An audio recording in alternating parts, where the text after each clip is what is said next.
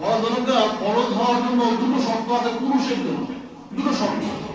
একটা হচ্ছে যে বাইতুল্লাহ যাবে ফিরে আসবে, তাই না ভাই? বাইতুল্লাহ যাবে ফিরে আসবে, এবং যে কয়দিন সে বাইতুল্লাহ থাকবে, সফরে থাকবে, সেই কয়দিন তার পরিবারের খরচ, নানা খরচ, খাওয়ান পরন বাজার ঘাটা লাগিয়ে এই পরিমাণ সম্পদ যার আছে তারপরে হজ খরচ। বাইতুল্লাহ যাবে, থাকবে যে কয়দিন, ফিরে আসবে যে কয়দিন, এই কয়দিন তার যাওয়া আসা খরচ, পরিবারের খরচ থাকতে হবে এক। আর একটা হচ্ছে শারীরিক সক্ষমতা, শারীরিক সক্ষমতা, সুস্থ হতে হবে এই ব্যক্তির হলে হজ খরচ।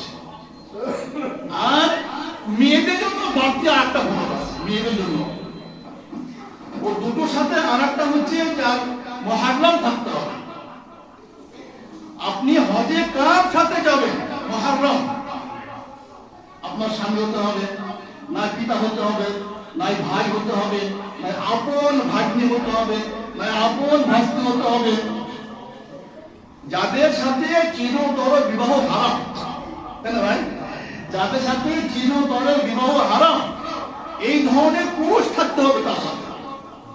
যদি না পাও তো না, তো হজ করতে হবে না। হজ একটা ফরজ ইবাদত, সেখানে আপনার স্ত্রী, আপনার মা, আপনার মেয়ে, আপনার বোন যেতে হলে মুহররম লাগবে।